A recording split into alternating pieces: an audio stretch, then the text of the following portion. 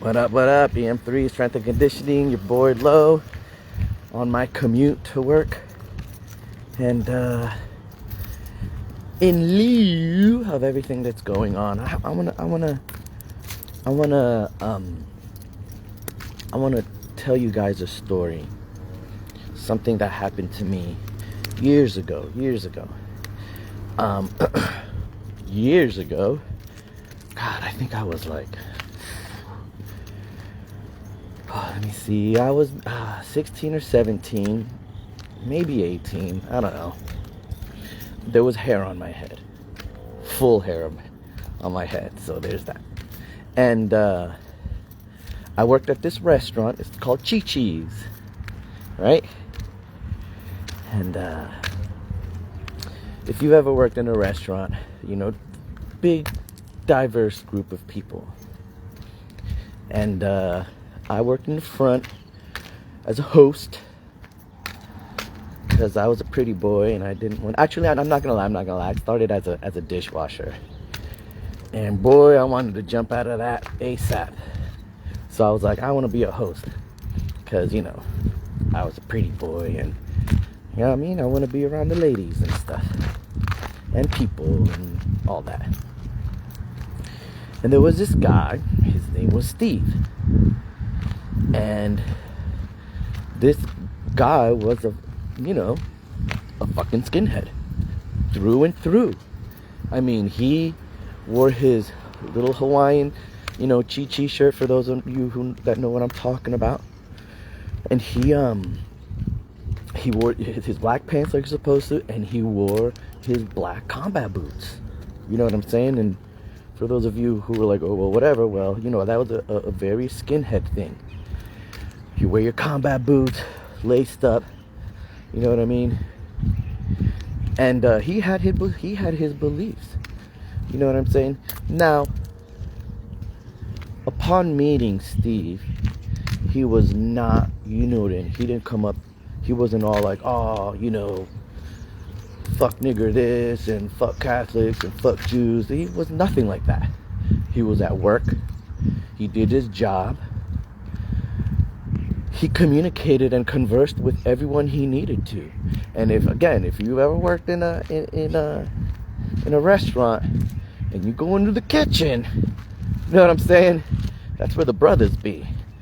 That's where the Hispanics are. You know what I mean? That's where we tend to be. Now, I'm not saying we didn't serve or nothing, but I don't know. I'm not sure why. Maybe because as when we grow up, we're supposed to do hard work or whatever. I don't know. It doesn't matter. The point is, Steve was a skinhead, and he told people about it. He didn't go out pronouncing it, but if you ask him, he'll be like, yeah, I'm a skinhead. You know what I'm saying? Anyway, a couple months went by working with Steve, and I think it was like a slower night. It was just me and him, and and it's crazy because like I had massive amounts of conversations with Steve. We would laugh, we would joke together, you know what I'm saying? So then we finally had this conversation about his, skinheadism. And then he was like, we just started talking about it. And again, this is years ago, so I have to completely paraphrase everything. But the conversation was about why he felt the way he did and this and that. And a lot of it had to do with the shit you see. You know what I mean? The images of black people, black on black crime, black on white crime. And at that time, you know what I mean? To see like on the news, like white on white crime was I don't know, maybe it was portrayed differently. I don't know. I don't want to sit here and anyway, that's just a little part of the story. But anyway, so then he proceeds to tell me about himself, and I tell him, we were having literally a conversation. And he said to me, he said, you know what? But you're different. You're different. I'm like, why? Well, what the fuck makes me so different? It's like, well, and again, his words, not mine. He's like, Number one, you show up to work. You can speak. You can clearly communicate with others. You know how to work with people, talk with people, and I respect that. He's like, you still are who you are. You know what I mean? Meaning, I'm still a spick, but a respectable spick. You know what I'm saying? And you may not, you may be like, oh, well, he still thinks of you, blah, blah, blah. I don't care. The point is that me and him had a chance to have a conversation about a conversation. I didn't end up fighting him. I didn't end up beating him up. He might still be a skinhead. He might be dead because of his skinhead ways. I don't know. But all I know is that at that moment in my life, I had someone tell me that I'm different than others because of my actions, not because of something I did or boasted about. I had no reason to have this conversation with him. I had no reason to show love for him. I had no reason to whatever other than work. But to know that I was able to touch someone's life, you know what I mean? It goes real deep. And it's very hurtful to see all these people out here fighting and arguing over someone you didn't fucking know.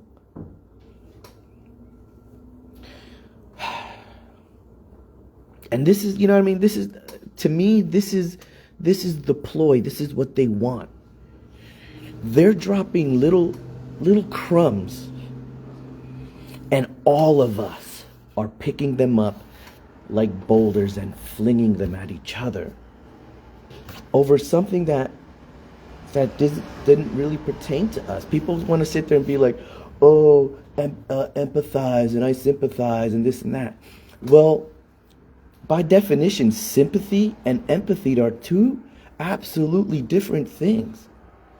And most of us cannot empathize with what happened. You know what I mean? I'm directly talking about Mr. Kirk. You cannot empathize with that. You can sympathize. Oh man, I feel for his family. Oh man, I feel. That's called sympathy. Sympathy. Empathy is, my husband was also shot while giving a speech. I empathize with you. I know the feeling. Sympathize is like, oh, I feel bad for you, which is great. Fine. But you have to know the difference between sympathy and empathy. So if you're out there but no, you're not. No, you're not. You are sympathizing. Unless you've been through that situation, you cannot empathize. Read it in the dictionary. Don't get mad at me. Read it in the fucking dictionary. So, sympathy versus empathy, whatever, there it is. But, in the end, I guess the message I'm trying to get across is like, what in the fuck are you guys fighting about? You know what I mean? And I can imagine the comments that are come up, and honestly, I'm not going to read them, and I don't give a fuck. You know, this is about me saying what I want to say, and, fuck you, and fuck you. Y'all gotta fucking tone it the fuck down, man.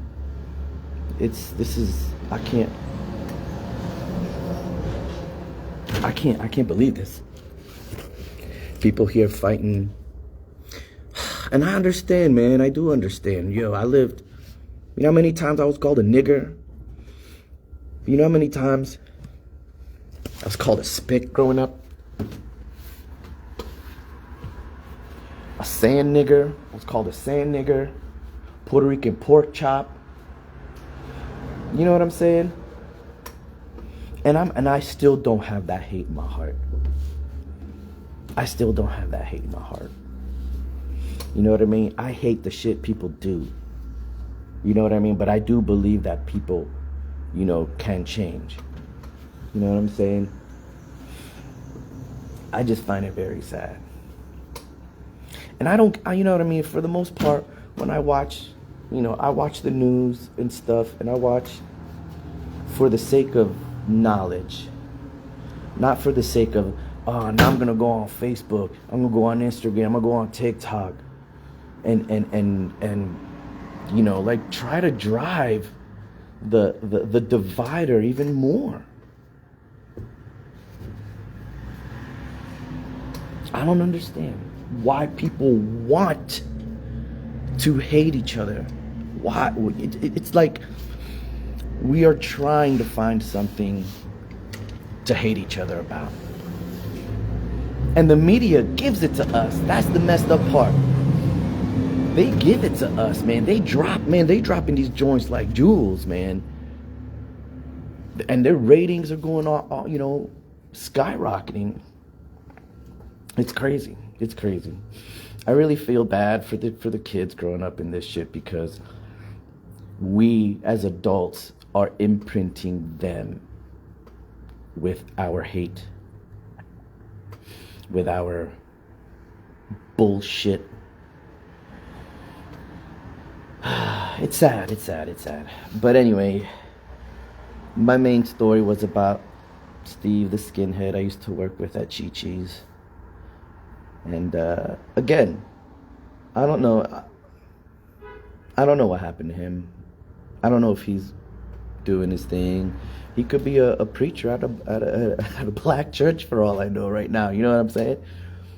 But all I know is that I feel like I made a little bit of a change in his life to maybe be able to look at people differently.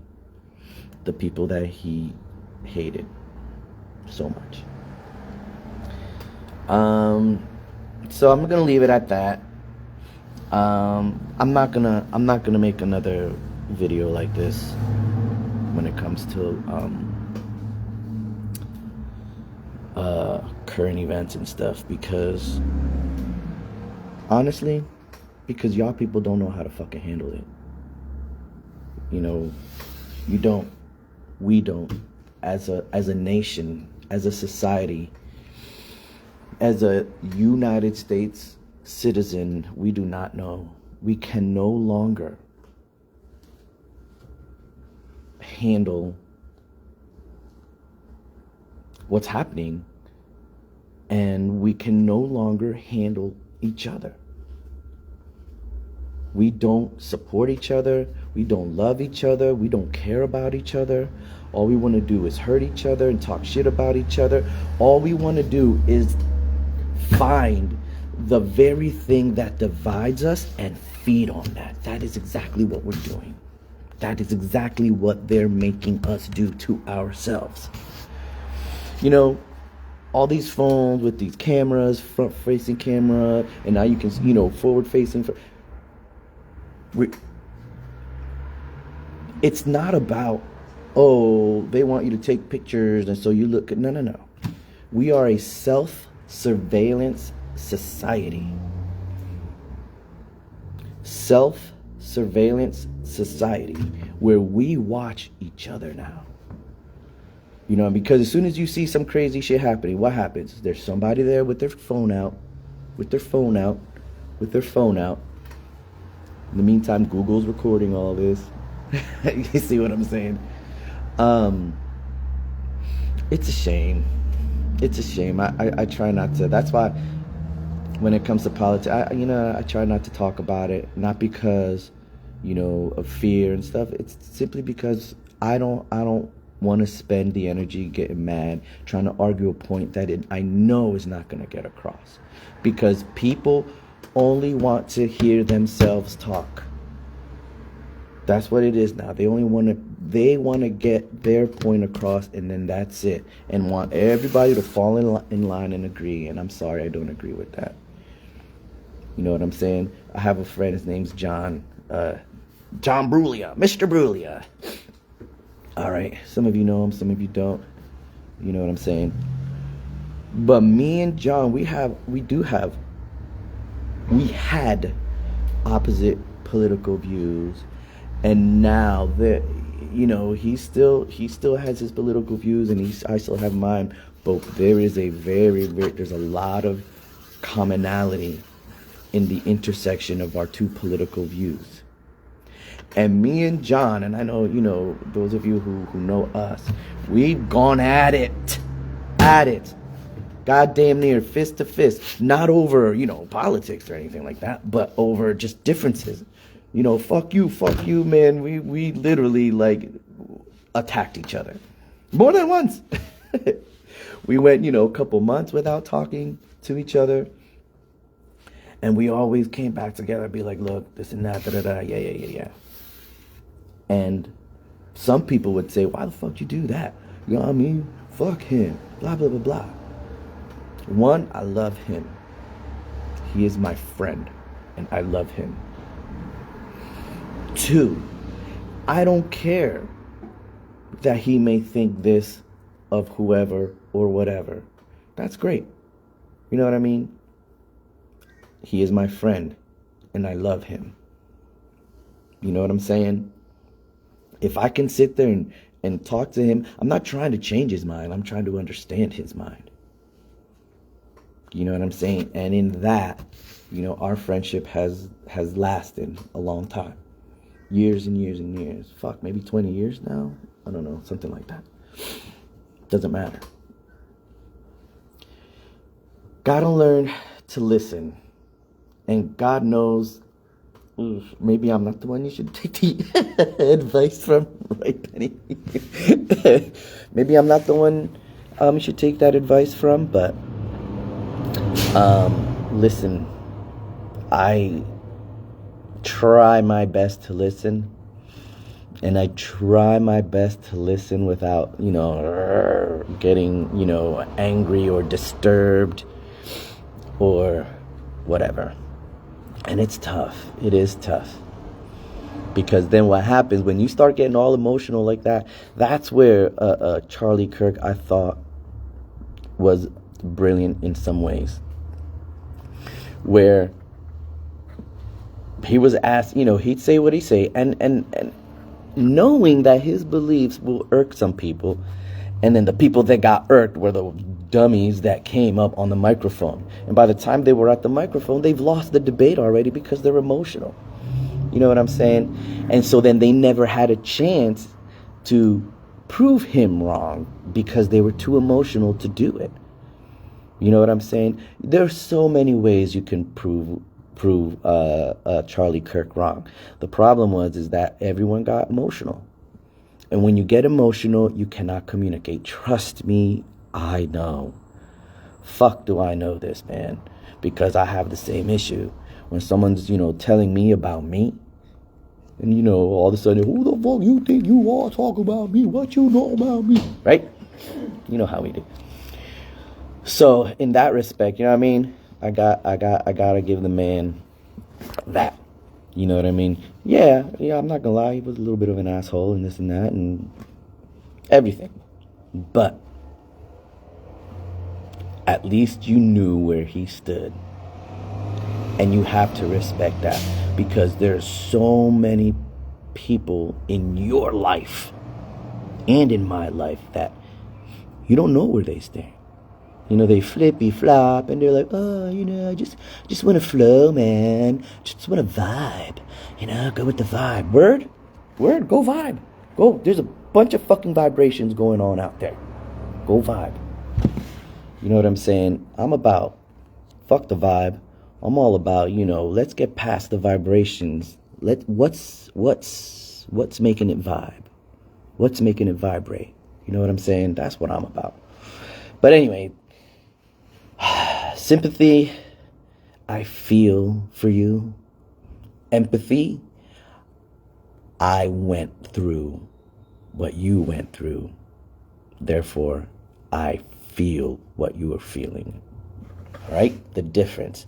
Sympathy, I'm sorry for what you're going through. Empathy is like, I went through the same exact thing. I'm here for you. Okay? And my friend, the skinhead Steve, not you, Steve. Not that Steve watching. He's not a skinhead. In fact, I don't even remember his last name.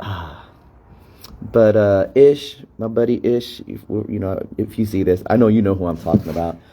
And anybody who worked at Chi-Chi's between the years of 94, 95, maybe 93, I don't know, somewhere there.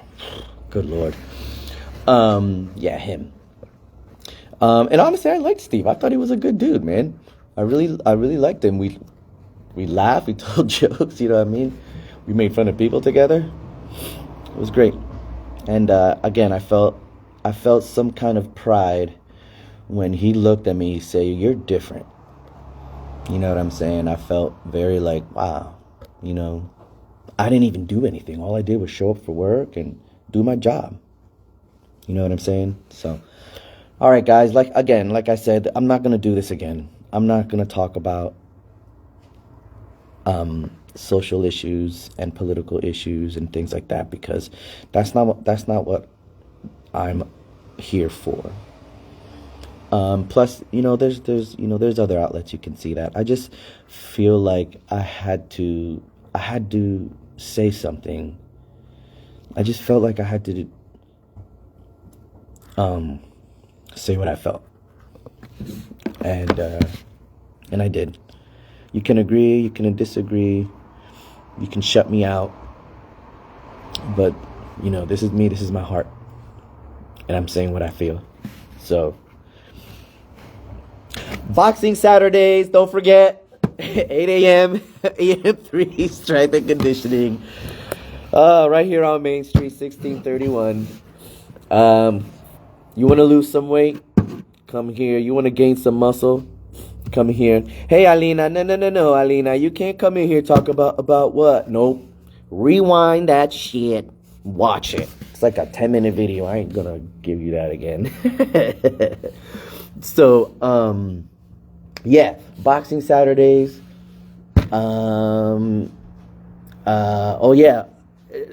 It's the holidays are coming up. Now's the time to join. Because now's the time you're going to start getting fat. I just dropped the F-bomb. Fat. So yeah, now's the time to join. Get through these holidays without gaining any weight. And hey, maybe even losing some, right? And not only that, but it's a good chance to really sharpen up that. It's a good chance to sharpen up that diet to make sure you don't gain that weight even after the holidays, because what you're trying to do is you want to create good habits. Good habits, all right? That's how you maintain. That's how you make your gains. Good habits. Motivation gets you through the door, and then it's determination that takes over. All right, so EM3 Strength and Conditioning right here on Main Street, guys. Come see us. We'll be open during the street fair here in Northampton on Saturday. So, yeah, that's it. It's a good video. You should watch it. Yeah, that's it. I'm going to end on a good note. All right, I'm not going to lie, I did shed some tears. It hurts my heart, man. It hurts my heart to see friends, you know what I mean, like arguing over stuff that I'm not going to say doesn't matter, but it's like, yo, what the hell, man? What are we fighting? What are we fighting about, man? You know what I'm saying? This town needs an enema, as the Joker once said. And, all right. That's it. I'm done. I can go on and on, but I'm not gonna. Let's all be safe. Let's all take that disappointment, that angst, that aggression, take that shit to the gym. Get on that bike. Go for a ride. Go for a run. Go deadlift. Come to Boxing Saturdays. Every Saturday morning at 8 a.m. Starting at 8 a.m. from 12 p.m. 8 a.m. to 12 p.m. Let that aggression out. You see that guy right back there? Look at that. That's Bob. Bob. That's Mr. Bob. Otherwise known as Creepy Bob. All right? Come and let your aggression out here. All right? Hey, man, I'll even let you punch me in the face. EM3 Strength and Conditioning. Boxing Saturdays. Trial membership, $99. You get 4 30-minute sessions to put your toes into the water. Test it. See if it's for you. And what else? Holidays. Let's get you nice and fit for the holidays. Just come by. All right, DM me, DM Penny, em3strengthconditioning.com. All right, just check us out. Yeah, come by tomorrow. Oh, tomorrow is Saturday, right? Come by tomorrow. We're gonna have like an open house kind of a thing. All right. When am I coming to Florida? I'm trying to come to Florida soon. I'm not coming in September. That shit is hot. For those of you who, I'm gonna go to Florida in September. Wrong. Don't go. Don't go. Don't go. They're still in the middle of their summer and it's really fucking hot. All right. So I'm done. All right, guys. I hope. EM3 strength and conditioning, guys. Come on, man. Let's take down the temperature. All right. Like fall. All right. That's it. I'm done. Let's be good. Let's be safe. Let's work this shit out. All right, guys. Let's work it out. You know what I mean? Like Public Enemy. Brother's gonna work it out.